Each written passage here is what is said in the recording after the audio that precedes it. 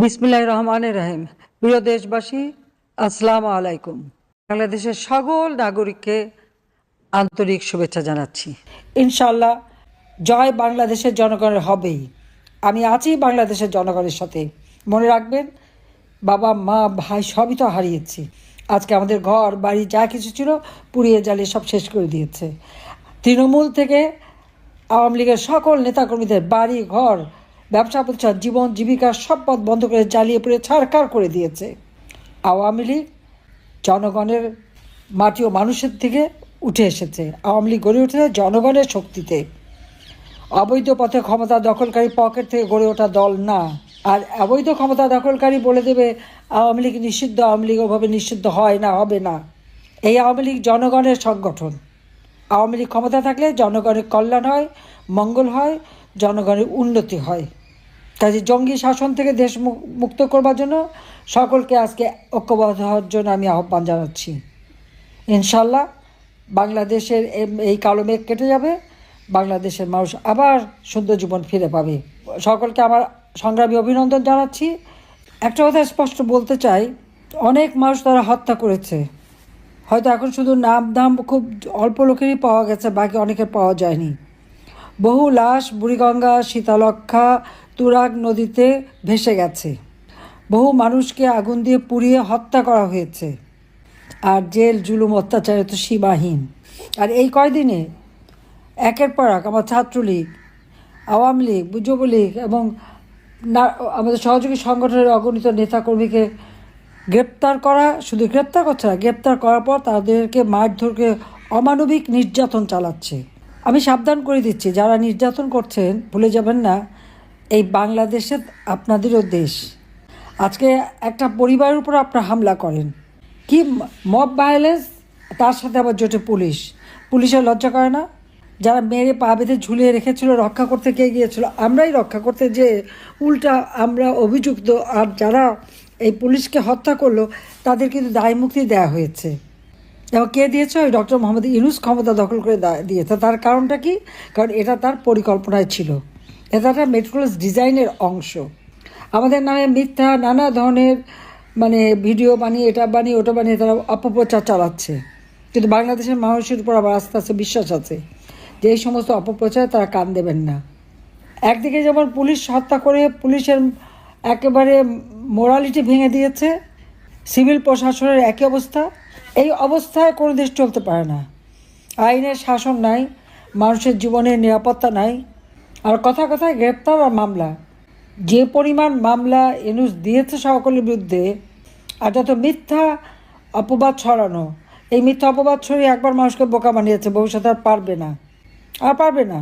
এটা তার মাথায় রাখা উচিত। আজকে ইউনূসকে জবাব দিতে হবে যে আওয়ামী লীগের কত নেতাকর্মী, পুলিশ, আনসার এদেরকে গুম করেছে, তার জবাব দিতে হবে।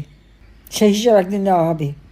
প্রত্যেকটা সেক্টরে আজকে দুর্নীতিতে ভরা, চাঁদাবাজি মাস্তানি ছাড়া কোনো কাজ নাই, টাকা ছাড়া কোনো কথা নাই। কাজে এই দুর্বিষহ অবস্থার থেকে গোটা বাংলাদেশটাই হয়ে গেছে একটা কারাগার, গোটা বাংলাদেশটাই হয়ে গেছে একটা জল্লাদখানা। আয়নাঘর করতো, এখন বাংলাদেশটা, গোটা বাংলাদেশই তো আয়নাঘর। ইউনূস বাহিনীর অত্যাচার নির্যাতনে প্রত্যেকটা পরিবার অতিষ্ঠ, কারো জীবনের নিরাপত্তা নাই। পুলিশ বাহিনীকে শেষ, সিভিল প্রশাসন শেষ, সেনাবাহিনীর ডিসিপ্লিন ফোর্স, তাদেরকে যেখানে হুকুম দেবে সেখানেই যাবে, তাদের বিরুদ্ধে মামলা। তা আবার কি আইসিটিতে? আমাদের স্বাধীনতা সার্বভৌমত্ব যারা রক্ষাকারী তাদের বিচার কিভাবে সেই কোর্ট হবে যে কোর্টে আমরা যুদ্ধ অপরাধীদের বিচার করেছি? এটা তো ঘোরতর অন্যায়। স্বাধীনতা সার্বভৌমত্বের প্রতি বৃদ্ধাঙ্গুষ্টি দেখানো, স্বাধীনতা সার্বভৌমত্ব নষ্ট করা। আজকে সেনাবাহিনীকে দুর্বল করার অর্থ কী দাঁড়াচ্ছে? যতগুলি অফিসার, 29 জন অফিসারের বিরুদ্ধে মামলা, আরও নাকি 65 জনের তালিকা হচ্ছে। আবার নাকি সেনাপ্রধান আর তাদের বিরুদ্ধে মামলা করার জন্য নাকি আবার হুকুম জারি করছে আবার ইউনূসের দল। তো এদেশের স্বাধীনতা সার্বভৌমত্ব রক্ষা করবে কে? ওই ইউনূসের সেই মিলিশিয়া বাহিনীর জঙ্গি উপদেষ্টা। দেশকে এই ধ্বংসের কিনারা থেকে বাঁচাবার জন্য সমস্ত রাজবন্দীদের মুক্তি দেওয়া, সেনা অফিসারদের বিরুদ্ধে এবং পুলিশ অফিসারদের বিরুদ্ধে তারপর সিভিল প্রশাসনের বিরুদ্ধে যত মামলা দিয়েছে সমস্ত মামলা প্রত্যাহার করতে হবে এবং যাদেরকে গ্রেপ্তার করেছে তাদের মুক্তি দিতে হবে।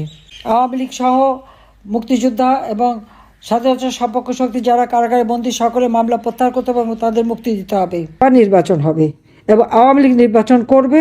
আওয়ামী লীগ যখনই নির্বাচন করবে জনগণের ভোটেই আওয়ামী লীগ নির্বাচিত হবে। এবারে যে 12ই ফেব্রুয়ারি নির্বাচন, ওটা কি নির্বাচন হয়েছে নাকি? আওয়ামী লীগ নিষিদ্ধ করেছে। আওয়ামী লীগ নিষিদ্ধ করবার কোনো অধিকার এই অবৈধ ক্ষমতা দখলকারীদের নাই। এরপরে আমি বলবো আইয়ুব খান, এআইয়া খান, জিয়াউর রহমান, এরশাদ বারবার আওয়ামী লীগকে নিষিদ্ধ করেছে, কিন্তু আওয়ামী লীগ নিষিদ্ধ করা যায় না। তারেক এসে একই কাজ করে যাচ্ছে। কাজে এদের বিরুদ্ধে সোচ্চার হতে হবে। যারা মানুষের জীবনের মৌলিক চাহিদা পূরণ করতে পারে না, যারা মানুষের ভালো মন্দ বোঝে না, যারা দেশকে চেনে না, দেশের মানুষের প্রতি যাদের কোনো দায়িত্ববোধ নেই, শুধু ক্ষমতায় যে ক্ষমতাটাকে ভোগ করা, এটাই তাদের কাজ। কাজে এদের বিরুদ্ধে সবাইকে সোচ্চার হতে হবে। আর যার যার বাড়ি ঘর আপনাদের আত্মীয় পরিবার পরিজনের উপরে হামলা করেছে বা পুড়িয়েছে, প্রত্যেকে কিন্তু একটা মামলা দায়ের করে রাখবেন এবং কারা করেছে সে নাম ঠিকানাও রাখবেন। ইনশাল্লাহ এই দিন থাকবে না, দিন আসবে বাংলাদেশের মানুষের জীবনে আবার নতুনভাবে আমরা কাজ করে তাদের জীবনকে উন্নত করব, ঘরে ঘরে বিদ্যুৎ দেব, আলো দেব, চিকিৎসার ব্যবস্থা করব, দেশের উন্নতি আমরা করব। আজকে যেখানেই হাত দিক, যত উন্নয়নই দেখুক, কে করেছে? আওয়ামী লীগ ক্ষমতা এসেছিল বলেই তা হয়েছে। আগে যখন ক্ষমতায় 96 থেকে 2001 পর্যন্ত ছিলাম, তারপর 2009 থেকে 2024 বাংলাদেশ উন্নয়নশীল দেশের মর্যাদা পেয়েছিল। সেই মর্যাদাটুকু এরা ধরে রাখতে পারে নাই। যে এদের রাষ্ট্র চালাবার কোনো অভিজ্ঞতাও নাই আর এদের দরকারও নাই। কাজে সকলে সোচ্চার হন, ঐক্যবদ্ধ থাকবেন। আমার একটাই কথা, সবাইকে ঐক্যবদ্ধ হতে হবে। এই শিশুদের উপর অত্যাচার নির্যাতন এগুলো আপনাদের আন্তর্জাতিক পর্যায়ে তুলে ধরতে হবে। আর যে যেখানে আছেন আপনাদের প্রত্যেক এলাকায় কংগ্রেসম্যান, সিনেটর বা স্থানীয় যারা, তাদের সাথে যোগাযোগ করা, তাদেরকে বাংলাদেশের প্রকৃত চিত্রটা তুলে ধরা।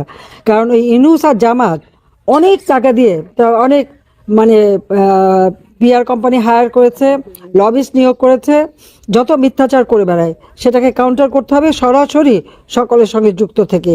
এবং বাংলাদেশে যখন যে ঘটনা থাকবে তখনই ওখানে যতগুলি দেশের অ্যাম্বাসেডার আছে সব জায়গায় তথ্যগুলি পৌঁছে দেবেন। কাজে এদের হাত থেকে আমাদের দেশকে আমরা রক্ষা করবই করব, আর সেদিন খুব বেশি দূরে না। কাজে আপনারা সবাই ঐক্যবদ্ধ হন। আর যেখানে যেখানে আপনারা বলছেন কমিটি নাই, সেই কমিটিগুলি আপনারা এখন যারা মাঠে কাজ করছেন তারাই আপনারা ঠিক করেন, একটা কমিটি কাঠামো গড়ে তোলেন। তারপর আমি নিশ্চয়ই নির্দেশ দিয়ে দেবো যাতে এই কমিটিগুলি সব পূর্ণাঙ্গ হয় এবং সেইভাবে কাজ করা যায়। আর কে কী করলো না করলো এখন কেউই ভালো নাই। আওয়ামী লীগের মামলা হামলা দিয়ে সবাইকে ঘর ছাড়া বাড়ি ছাড়া, আর যারা একটু নেতৃত্বে ছিল তাদের উপর তো অত্যাচার চরম।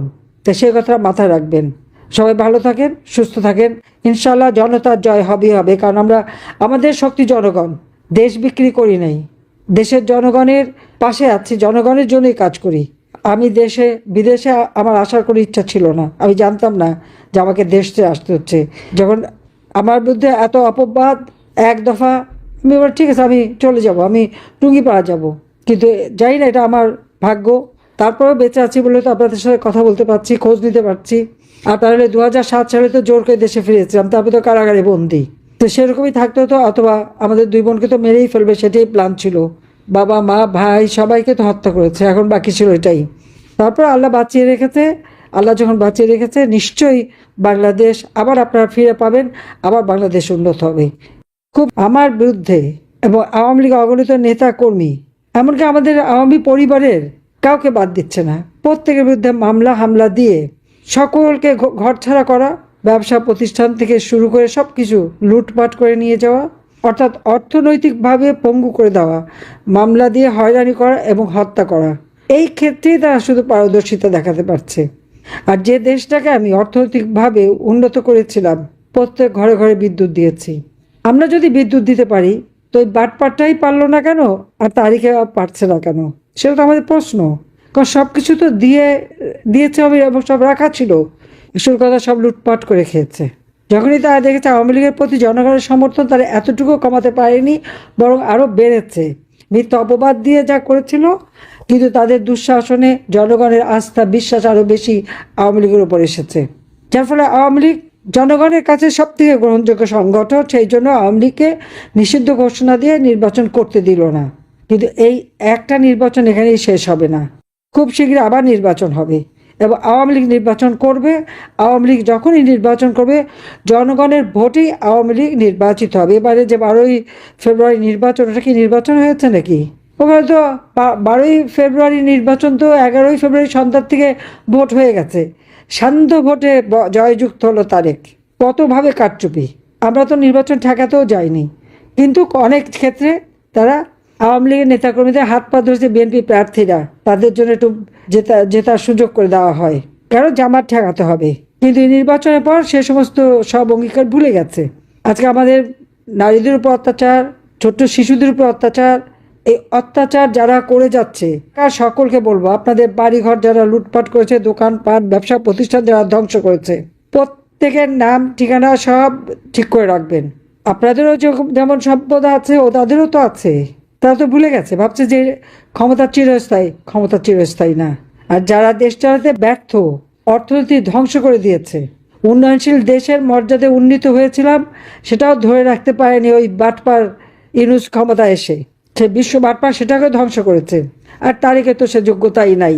অর্থ বানানো, সন্ত্রাস করা, জঙ্গিদের মদত দেওয়া, লুটপাট করা এবং গ্রেনেড মারা, অস্ত্র চোরাকারবারি করা, দুর্নীতি করা, এটা এই দক্ষতা, এই ক্ষেত্রে খুব দক্ষ, এতে কোনো সন্দেহ নাই। আর একজন তো বাটপার, গরিব মানুষের মোটা টাকা সুদ নিয়ে গরিবের অর্থ আত্মসাৎ করে খাওয়া, এ ব্যাপারে সে আর একজন পারদর্শী। এরা দেশকে কি দেবে? নিজের উদরপূর্তিতেই তো ব্যস্ত। একবার আওয়ামী লীগ এদেশের মানুষের ভাগ্য পরিবর্তন করেছে, ঘরে ঘরে বিদ্যুৎ দিয়েছে, চিকিৎসা সেবা জনগণের দোরগোড়ায় পৌঁছে দিয়েছে, কমিউনিটি ক্লিনিকের মাধ্যমে 30 প্রকারের ঔষধ দিয়েছে, ছাত্রছাত্রীদের